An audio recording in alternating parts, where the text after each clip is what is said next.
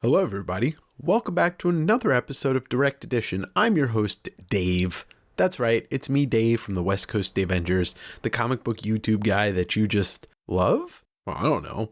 I don't really know what anybody thinks about me these days. All right, well, thanks for joining me on another episode. This is going to be an interesting one because I have like a couple of ideas of things I want to talk about, but I'm not really sure where this is going to go because it's a conversation with me. Who? Me, Dave. Get out of here, other Dave. Well, we are now Monday, April 29th. DavengerCon happened 8 days ago. I'm feeling a lot more energized than I was the last time I spoke to this microphone. I'm actually about to take a 3-day vacation to Vancouver, Canada, I haven't been up there for more than a day in about a decade. And it's kind of funny because I only live 3.5 hours drive from the city itself, 3 hours from the border or so. Yeah, I was up there in 2010 or something like that for a week for work, and I got to see the city. And then I was only back there over the last couple of years. I'd only been there for shows, going to concerts. I went up there once to see, actually I went up there 2 days in a row to see Brand New on their, what would be their last or second to last tour. And The Cure, where my friends Twilight Sad were opening up for The Cure, and they were playing up there, so I took a drive up there and was treated like royalty with a backstage pass, and was eating dinner with the band, and then just kind of see like Robert Smith walking along the backstage lawn. And I looked at the guys in Twilight Sad. I said, "Do you ever get used to that?" And they're like, "No, not at all." And they've been on tour with The Cure now, I want to say 3 times, the last 3 tours that The Cure has done, or 4. So good for them. I miss those guys. They're a great band. If you've never listened to the Twilight Sad, but you like music like The Cure or New Order or, any of that, early 80s kind of goth movement, you really would like the Twilight Sad. They're great musicians. And they're from Scotland. So that's bonus. I do want to talk about music a lot. Music's been on the brain. Well, it's always on the brain, but music's been on the brain more so because Pearl Jam released their new album, which is called Dark Matter. It came out on Friday, the 19th of April, right before DavengerCon.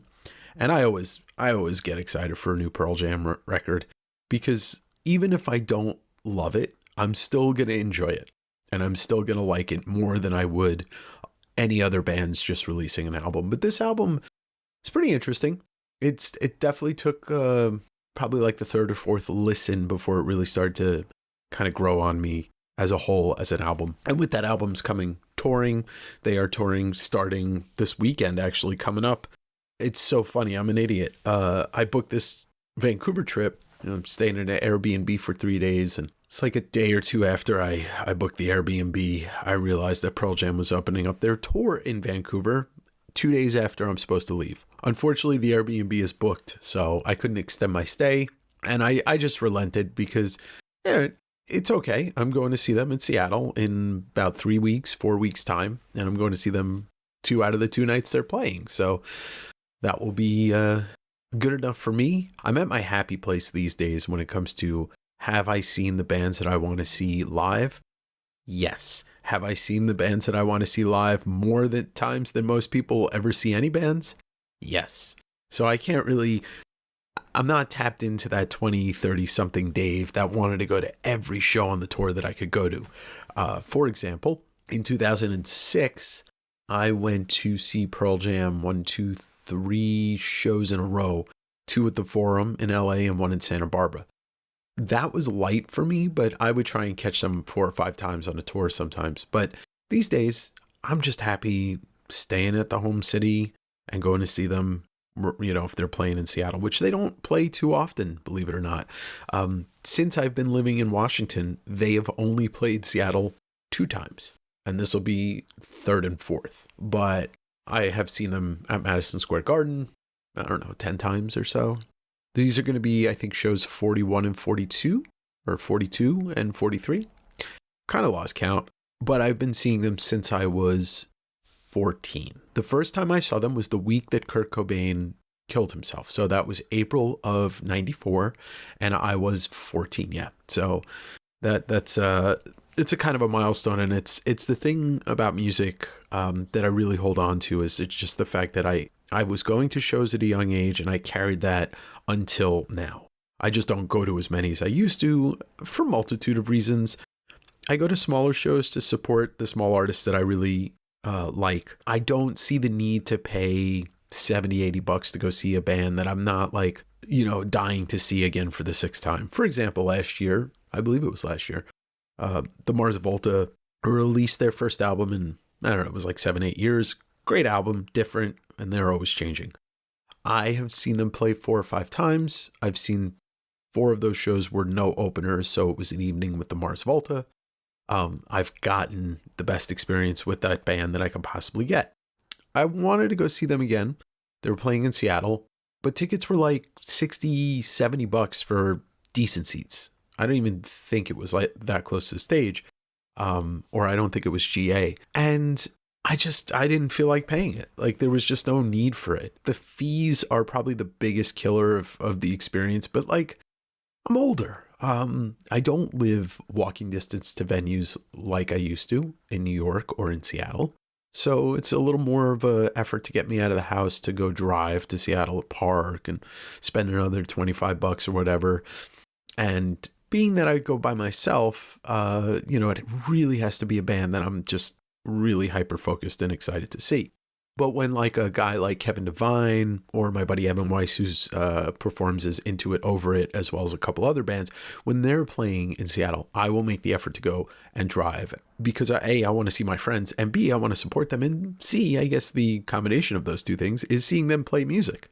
So that's always a thing. And then for people like that, I'll also drive down to Portland. It's kind of funny, but I'm more likely to drive 2.5 hours to Portland, make it a day, stay over at a hotel, and go see a band play than I would drive the 30 miles up to Seattle, park, and then drive home at, 11 o'clock, 12 o'clock at night. Treat yourself, right? I'd rather treat myself to a 36-hour vacation in Portland. Plus, there's so much more to do in Portland.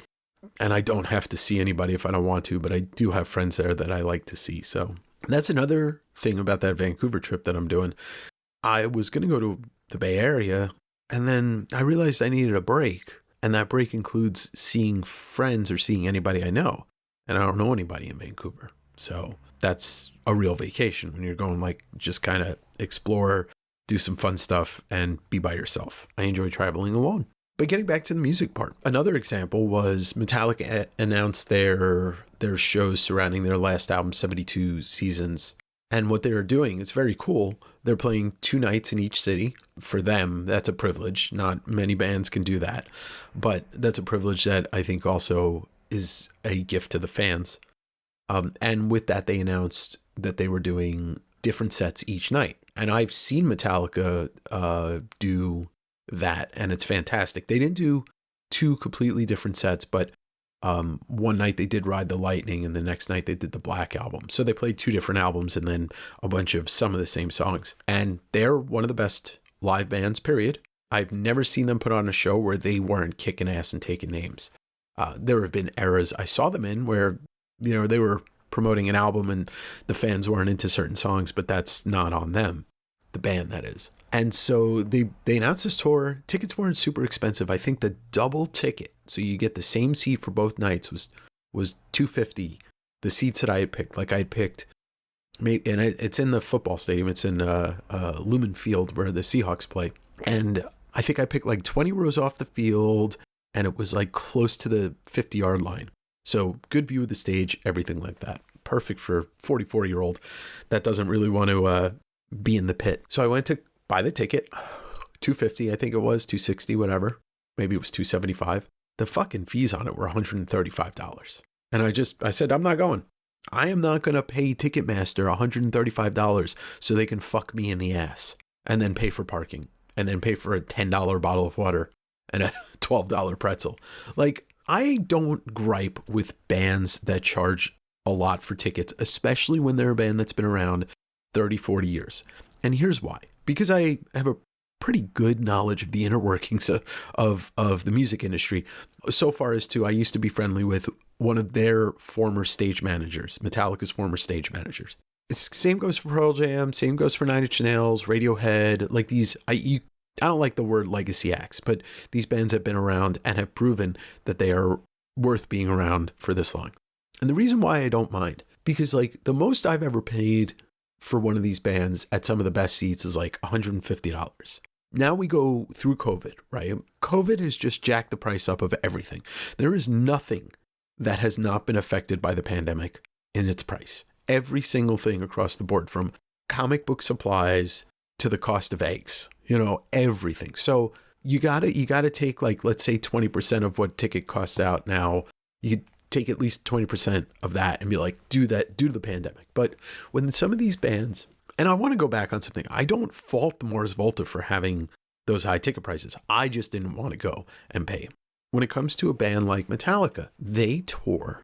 They put on a big show. It's not a concert. It's a show. They got the stage in the middle. They have microphones, drum sets, all that stuff's everywhere. They do some pyrotechnics. They keep them far away from James, obviously. They have a huge stage presence. Those people, for the most part, and I'm just kind of guessing at this one little piece of it. Most of those people have been working with that band for a long fucking time, or they've been working for other bands. And, it's kind of like you're a veteran hockey player and you just go to another team to win a Stanley Cup or whatever. Those people, if they've been with the band as long as the band's been in existence, then they started at 25, or they started at 20, or they started at 18, and now they are 50 something, 60 something, working for Metallica. Those people have families. Those people deserve to be paid more and more every year as the band grows and makes more money. I look at Metallica and I'm like, those dudes are road warriors. They deserve to be paid for whatever it is. All right. And then since the operating costs of everything has gone up, then you've got to pay the venue more money, because the venue also has to pay out its workers. I actually went on a job interview, and I'm going to say it was like 2015, 2016, when I was still trying to find a career when I moved to Seattle. I actually totally forgot about this. And thank you to me for remembering this. I went on a job interview to be one of the event managers at CenturyLink Stadium when it was still CenturyLink. And it was the most intimidating interview process, and it was the most intimidating job I'd ever gone for. It was one of, I think they said, 4 event managers at CenturyLink, which would be, you are managing Seahawks, Sounders, concerts, 70,000+ people at these events, that type of intimidation. I actually went, and they invited me back for a second interview. I didn't get the job. I don't think I was qualified, but it was one of those things where I'm sure I would have picked it up pretty quick, or had a stress panic attack and quit. Yeah, there's so many people that these arenas, these stadiums have to pay, from security to janitorial to concessions. So when I look at stuff like that, I'm like, Taylor Swift charges X amount of money, and those tickets are really hard to get. But as long as the fans are getting them, she deserves to be paid. Everybody deserves to be paid on her crew, because she is the biggest music star in the world, period. When I see those ticket prices, I'm not like, oh, $125 for one Metallica, $250 for 2. Okay. But then the fucking fees. Ticketmaster is, I don't even think it's arguable. Ticketmaster is one of the worst companies in the world. They are just taking and taking and taking every type of way they can take, until people like me are just like, all right, well, fuck you, Ticketmaster. I'm going to give you a lot less money than I used to. And it's the fees, but it's also the fact that the secondary market's controlled by them too. The fan resale bullshit, it's such a racket. So I just can't justify buying these tickets anymore, because I don't want to pay Ticketmaster. I'll buy an album of, I'll go out and buy the record, and I'll support record stores, and, sometimes I'll buy merch directly from the band via their websites if I'm not at the show. But if I can do a little bit by not giving Ticketmaster a lot of my money every year, I've seen every band I want to see, and I advocate for people to do the same. Live music, if you're into it, go see all the bands you could see. I'm not a festival guy, so you won't catch me at festivals. I've been to a handful in my life, and they just don't work for me. I had a panic attack at one once from smoking somebody's weed, and did a lot of drugs in another one, and it was fun, and then it wasn't. But that's just me. I'm not telling people that they shouldn't go to festivals. I just don't. I think also the good thing to do these days is to support small bands playing in smaller venues. Both of those things could use your money and put them to good use. So yes, I am going to see Pearl Jam twice at the end of the month of May, and then I may fly out to New York to go see them at Madison Square Garden because my buddy's got tickets for one night. But their new album grew on me. Yeah, it grew on me, and we're only a week out from the release as I'm recording this, or I don't even know what fucking day it is. It got me thinking. I was talking to my buddy Scott today on the phone, who's been with me to probably 20 Pearl Jam shows at this point. I got him to go to one in 2003 during the Riot Act tour, and he fell for the band just like I did, 10 years previous to that. Yeah, we went to Canada to see them a bunch of times, and we've been all over the place to see them. But we were talking about it today about, toxic fandom and ownership and that kind of whole thing. And, I try not to, I'm sure there are points in my life where I've been like that, where I've said stuff, or I've said stuff to other people, or I've just done things that tried to take ownership of this thing that wasn't mine anyway. And we were talking about the Pearl Jam fans. And when I started going to shows in the 90s, it was not the thing. It wasn't the thing that it is today with that band. There weren't people following them around as much. There wasn't, obviously, in the early 90s to mid 90s, there wasn't an online community surrounding it. Even in 2000, when Binaural came out and they had kind of come back, and they started touring for that album. I went to see them in Raleigh, and then I think I saw them somewhere else. I can't remember where, but I think it was around when Riot Act came out. So that's 2003, and the band went through a tragedy in 2000 with the Roskilde Festival, where security, the barriers broke, and 9 people were trampled to death at a Pearl Jam show, which is a weird thing to say because they're sure, they were a heavy band, but they weren't a band that would people would be like that. But it was just a failure of security and a failure of the system that was at that festival. But in 2003, they released Riot Act, and we were deep into the Bush years.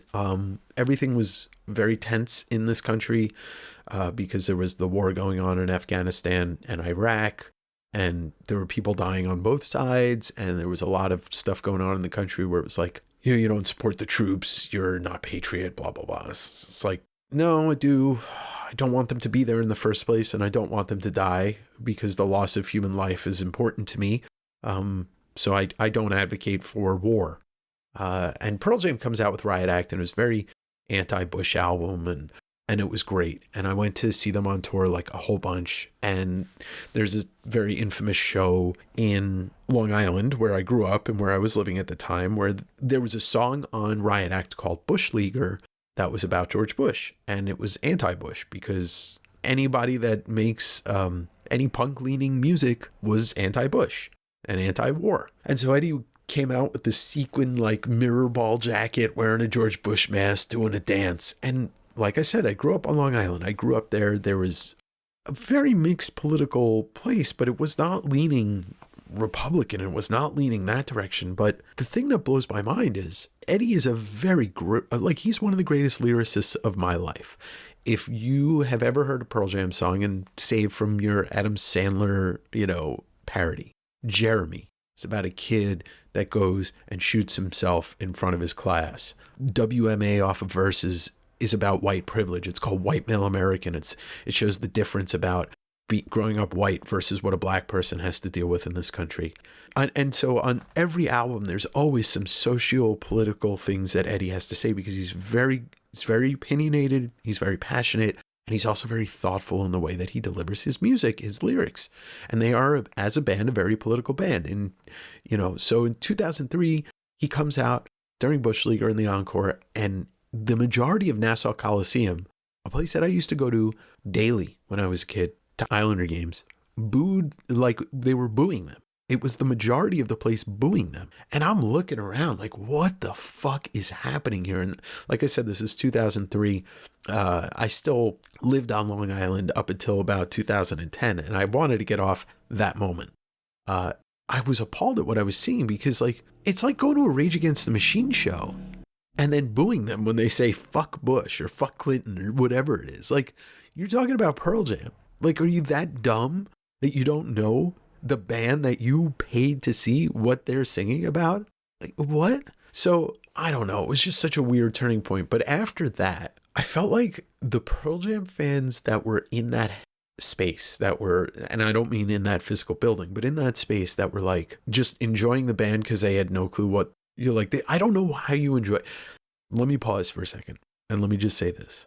I don't know how you enjoy a rock and roll band or a rap group or anything that is lyrically focused and not know what the fuck is happening, like not know what they're singing about. Because then just go listen to pop music, because then it's like very much structured and written to be digestible. You know, Michael Jackson, Billie Jean is not my lover. You know, like, okay, cool. Britney Spears, Hit Me Baby One More Time.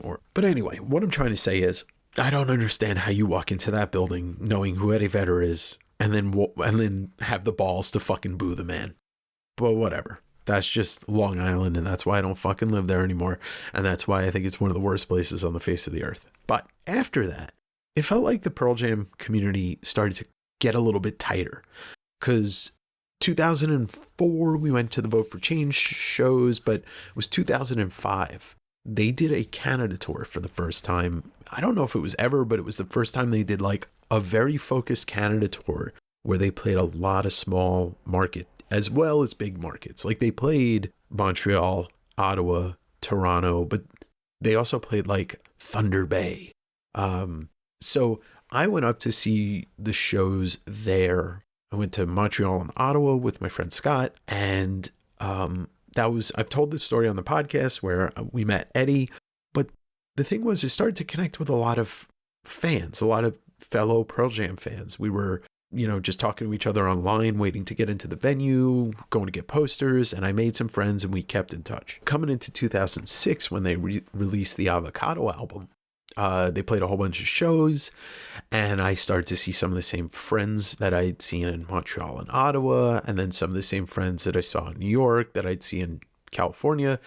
And it kind of closed in, and it was really nice to know some of these people and to meet up with them before shows and stuff. This was around the time that it started to change a little bit, and like the word got out, like they played these 3-hour shows and that they were changing their set list every night, and that people would go to 4 shows on a tour or 10 shows. And it started to become what it is kind of like today, that like it's this dick measuring contest. Like, oh, I've seen them here, here, and here, and I've seen them this many times. And like, I always kept count because I liked it, but it wasn't like, hey, I'm a Pearl Jam fan, I've seen them this many times, how about you?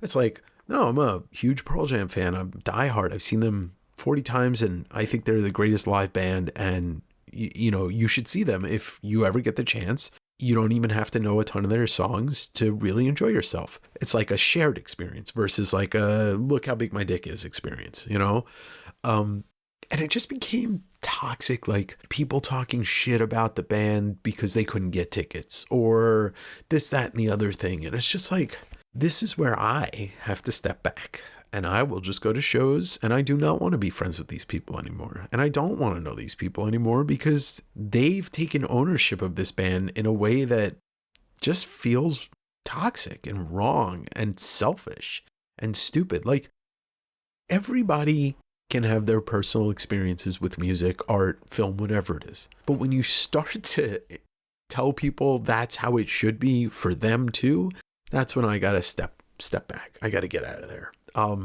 So I had this conversation with Scott today, and we were just talking about it. And it's like, there are so many aspects of this in life these days that it is really tough to find the words that don't make, I don't know. It's tough for me to really talk about the things I love super passionately sometimes because I don't want to be one of those people. There's another band that I really used to love that I still love. They just don't exist anymore. Brand new. There's a lot of controversy surrounding the end. The lead singer got embroiled in a lot of stuff online with other girls, and there's a lot of stuff that was not true, and there was a lot of stuff that was true. Either way, they aren't a band anymore, but I still listen to their music. I still love them because that music means a lot to me. But there's so much toxic fandom around that band. It's hard to even get into conversations with people about them. And even the band has said things about their fan base like, y'all are a little too much. I know people that are in the extended family of that band that loathe the brand new fan base. And I completely understand why. And most recently, the cartoonist kayfabe fan base. Now, I'm not going to go too deep into the emotional aspects of Ed Piskor because everything still feels fucked up inside for me. I was able to kind of put it in the back of my mind during the week of DavengerCon, like the actual week of, but the last couple of days I kind of fall down that hole a little bit. But what I wanted to say about the toxic fandom, there was the Facebook group, Cartoonist Kayfabe Ringside Seats, CKRS. After the allegations came out, and this, let me tell you about this group. Now it's Facebook, right? It's not real life, but it is how we all, it is one of the ways that people connect. I went back on Facebook just as West Coast Davengers, just to be able to have that outlet for promoting my stuff. And I joined the Cartoonist Kayfabe Ringside Seats because I thought it was people that were fans of kayfabe and fans and big comic nerds. Well, yes and no. It was comic nerds. But most of these people fucking hated kayfabe, or they hated Ed, or they were, I'm going to walk that one back very quickly. They may not have hated Ed, they were supremely fucking jealous of the man. Because all they did was pick apart everything he said and basically micro insult it. And I would see some of these people, and I don't like engaging in the comments section with people like that because it doesn't lead to anything good. But morbid curiosity would have me reading this stuff and just being like, fuck these people. And so I would every once in a while go back on Facebook just to see what was going on. And I went back on after the allegations came out, and it was pretty much everybody in there turned on him. I'm not going to name names. They know who they are. They were talking shit. They were saying some horrible, horrible fucking stuff. They were making jokes. They were doing everything they could to put Ed down after the allegations came out. I don't know if Ed saw that stuff specifically, but I felt it. And there was so much of it that I couldn't comment. I think I went back at one person because it was just when you see 30 things being said and 30 different people, and then the final one that breaks the straw that breaks the camel's back is the one that you react to. And I think I'm going to try and remember it because I left the group 2 days before Ed took his own life because it had gotten so toxic. But it was something like, I don't mean to punch. Oh, the guy said something like, I don't think it's right to punch down. And then he immediately punched down on Ed. And I replied with, you don't mean to punch down, so you turn around and punch down. And I was just like, fuck this. I don't understand the world we live in anymore. How we went from the internet being this place where you could have a good conversation with people, or even a weird conversation with people that may have, some criticisms and stuff in there. And it may have some shitty opinions, that you think are shitty or don't agree with, to we're just going to fucking light everybody on fire as soon as we find that there is a drop of gasoline on them. And the Cartoonist Kayfabe Ringside Seats, and I didn't know that, I didn't plan on the episode going this way, but that CKRS Facebook group, I like I said, I left it. It was the Saturday before Ed took his life. Fuck those people. Every single one of them that's still part of that group. Those people in that group represent the reason why Ed took his own life. That's it. There is no other way to look at it. There's no way to sugarcoat it. There are people Once again, I'm not going to name any names because if they are listening, they know who they are. There are people who are backpedaling hard. Maybe they deleted their stuff. I don't know. I'm not part, like I said, I'm not part of that group anymore. But there are people who were in that shit saying some stuff who are now like, I can't believe this happened. I miss him dearly. You know, it's like, you have to live with yourself. I don't. You know, I've said it on this podcast.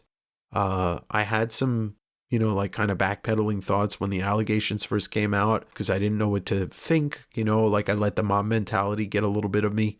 And then I just said, what, fuck, no. Like, I still love this dude and I still love this show. And like, I want him to just, you know, come out, say something or whatever and get past this and move on with his life. But there was no point, and you will not find anything on the internet that I said disparaging about that man. My biggest regret is to not say anything to him, you know, of support. But I did have a moment of weakness, and that moment of weakness was in my own head, and it was in my own house. It was not insulting him or making jokes about him or calling him fucking evil or whatever. And it's just, I don't know where we go from here. I'm trying to stay positive. Like, I have been struggling daily, battling internally with trying to stay positive about life in general in the face of all this, and positive about every piece of this world that we live in that surrounds me. And I am not even going to go into the fact that there is genocide happening, you know, in Palestine, and there is a war still happening in the Ukraine with Putin. Like, that stuff, I can't even grasp that shit anymore. World politics have left my life because I can't handle it. Like, if I were to start watching the news on a regular basis or trying to stay active in the 24-hour news cycle of, you know, what's going on in this country, I'd be back where I was like 3 or 4 years ago. You know, I firmly believe these days, I'm 44, I'll be 45 this year. I firmly believe that, like, watching the news and trying to stay on top of everything that's going on in the world will damage your mental health more than anything. Like, if I started drinking again, I think I'd still be healthier than if I started watching the news and like really taking in what's going on and looking at the videos and the pictures of the death. It's just a struggle. Like, anybody that needs to justify stepping away from anything that is a public consumption, you know, whether it's social media or the news or whatever. Like, if you have to step away, you don't need to justify it. Just fucking step away. Anyway, I don't know. I'm going to get back to the positive though. Let's get back to the positive on the Pearl Jam front. Love the new album. Eddie's still kicking ass and taking names. McCready soars on some of these songs. Jeff Ament, Stone Gossard, those two have been making music together for 40 years, and it just gets better and better. And then there's Matt Cameron. And some people don't like Matt Cameron. They say he's too fast for Pearl Jam. The man drummed for Soundgarden. I think he's okay in Pearl Jam. He's also been in the band longer than any drummer in the history of that band. Some really standout tracks, but the one that's really, really been speaking to me lately is Upper Hand. And then Upper Hand's kind of like it's got a Floyd vibe, which is kind of takes me back to the binaural Riot Act era of Pearl Jam, where they were doing a little more experimentation sonically. And then Got to Give is another one of those songs that, like, when you finally like hear what Eddie's singing about, it's like, wow, you know, he's got away with words. So I'm really, really enjoying that album a lot. And I really enjoyed the new Green Day album that came out this year. Probably listened to it like 40 times. It's another one, like, that's a band that's been with me since, I was 13. And there's been some albums that I don't love of theirs, but that's not going to stop me from trying whenever they release a new album. And it's not going to stop me from liking the 7 albums I do really like of theirs. My buddy Evan Weiss, Into It Over It, just released it's kind of like a B-sides album on unused, like, songs that were not put on other albums. Yeah, it's a B-side album. Right, Evan? If you're listening to this, I put it on for the first time today. I bought the record and really enjoy that. I stopped collecting records for the most part, but that's a story for another time. The record collecting thing will definitely be an episode, and we're going to be talking about that soon because Evan is going to be on the podcast. probably in the next couple of weeks. Been a musician since he was a kid. He's been in more bands than most people, and a lot of those bands have like these places in the scenes that they were in which serve for places in a greater scene.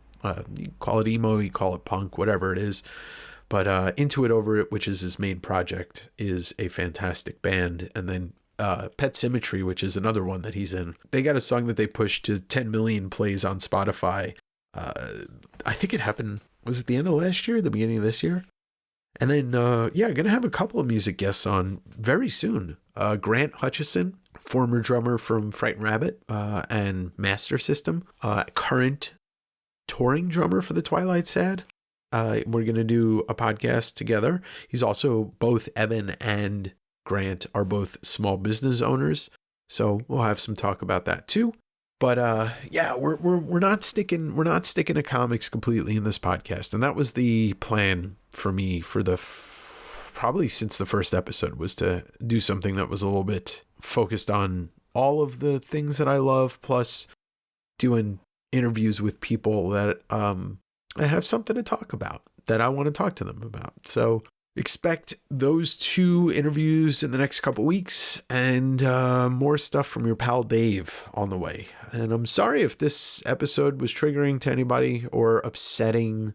I started to feel like I needed to record something like, it was about a day or so ago, and no notes for this show. Literally sitting here with a glass of water in my bedroom recording this. So you're just getting unfiltered Dave. I will be editing this, and maybe you'll hear me say that.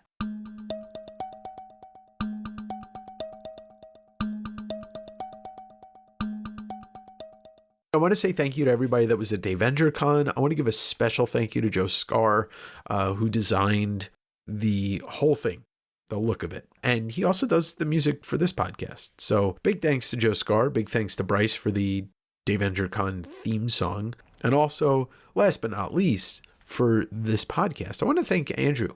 Andrew P. I will leave his last name anonymous, just because I don't know if he wants that on the internet. But he writes the synopsis for all of my podcasts. I find it hard to write a synopsis for my own podcast. It's kind of weird to do that when you think about it. Plus, he also helps with the titles. If I don't have one, he's always got a couple of titles that he comes up with. So big thanks to you, Andrew. You're hearing this probably before anybody else. So thumbs up. Although you can't see my thumb, it is up. Anyway, this has been a longer one. And I'm going to try and make some of these solo podcasts a little bit longer, because I've been usually getting that 30 to 35 minute mark. So slowly but surely I'll get up there. So before we go, please, come on, y'all. I'm not begging, but I'm asking. Rate this podcast. After you listen to it, you go up to the top of Spotify, you hit as many stars as you want. I don't know about Apple because I've never used Apple. If you're listening to it on YouTube, you can just give the like, throw a comment, share it somewhere. If anybody knows the best way to advertise this thing or market it, I'm so tired. Anyway, this has been another episode of Direct Edition. Free, yeah, resting on a pillow made of concrete.